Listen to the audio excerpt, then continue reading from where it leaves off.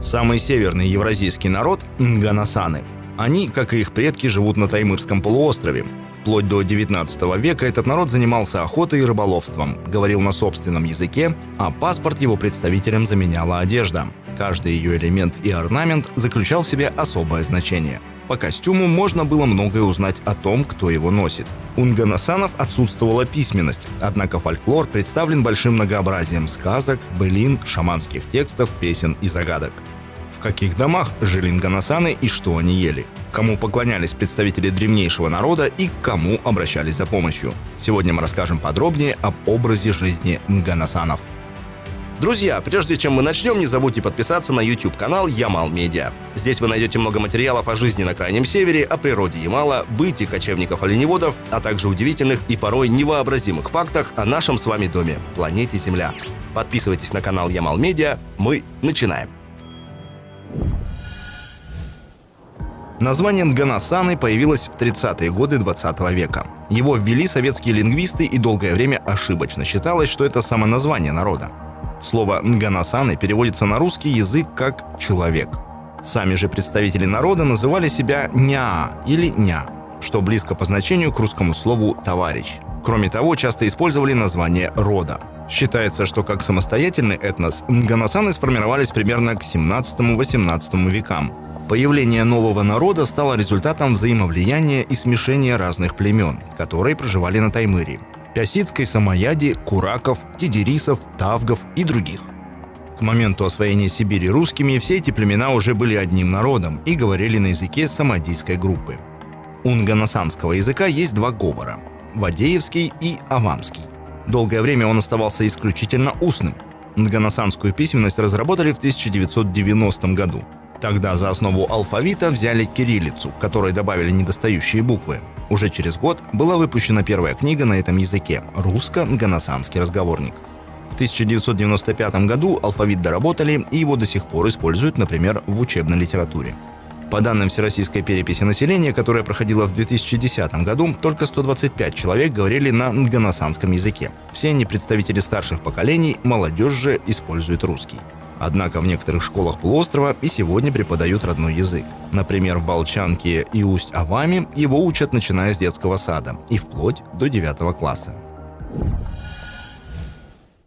Народ ня традиционно жил натуральным хозяйством и до середины прошлого века вел кочевой образ жизни. Мужчины ловили рыбу и охотились на дикого северного оленя, зайцев, песцов, куропаток, уток и гусей. Кроме того, занимались и разведением домашних оленей. В одном стаде могло быть до 2000-2500 особей. Женщины отвечали за домашнее хозяйство и изготовление одежды на всю семью. Шили ее из оленьих шкур. Мужской костюм состоял из двойной глухой малицы – лу. В мороз поверх нее надевали сакуй с капюшоном. Функцию штанов выполняли меховые натазники, которые подвязывали поясом с кольцами. На эти кольца вешали огниво, ножны, футляр для курительной трубки и кисет для табака. Женщины носили распашную парку и комбинезон фонии, который шили из ровдуги, то есть из оленей кожи, выделанной под замшу. Его украшали металлическими бляхами, лунницами. А головным убором была шапка-капор из шкуры белого оленя. Одежду богато украшали аппликациями и орнаментом мули. По ним можно было определить возраст, социальную группу и даже род владельца одежды. Нередко аппликации переносили с предыдущей одежды на новые изделия и дополняли их. Обувь нганасаны изготавливали из белых шкур с ног оленей. Она была похожа на цилиндрические чехлы, носили их с меховыми чулками тангада. Для женской обуви голенища делали немного короче, чем для мужской. Традиционным жилищем нганасан был чум-ма. Он похож на ненецкий.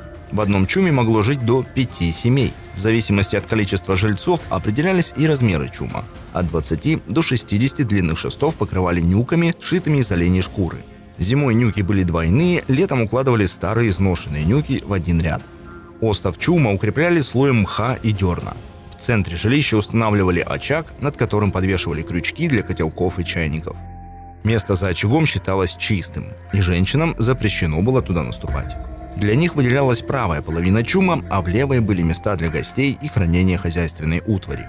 Спальные места делали из досок. Их покрывали циновками и оленями шкурами. Традиционная еда нганасанов тоже похожа на ненецкий рацион. Основу нганасанской диеты составляло оленье мясо. Летом и осенью его заготавливали впрок. Кроме оленины ели мясо птиц, дичи, яйца и рыбу. Ее употребляли в сыром виде, вяленую и замороженную. Нганасаны верили в сверхъестественных существ – нгуо, кочо, баруси и дямады. Нгуо означает «небо», однако некоторые нгуо живут под землей. Как правило, это материи стихий, явлений природы, веществ и животных. Коча – это олицетворение болезней, при этом крупные болезни относятся к нгуо. Например, оспа – это нгуо. Вероятно, современный коронавирус тоже отнесли бы нгуо, а не к коча. Баруси – это сверхъестественное существо, которое не олицетворяет ни вещи, ни явления. Иногда баруси могут владеть водоемом, в котором живут. Но не все баруси водные. Также не все из них обязательно добрые или обязательно злые, умные или глупые. Обычно баруси имеют одну ногу, один глаз и одну руку, но могут быть и внешне нормальными. Дямады – это демоны, они являются помощниками шаманов. Кстати, именно к шаманам следовало обращаться за помощью в любых сложных вопросах.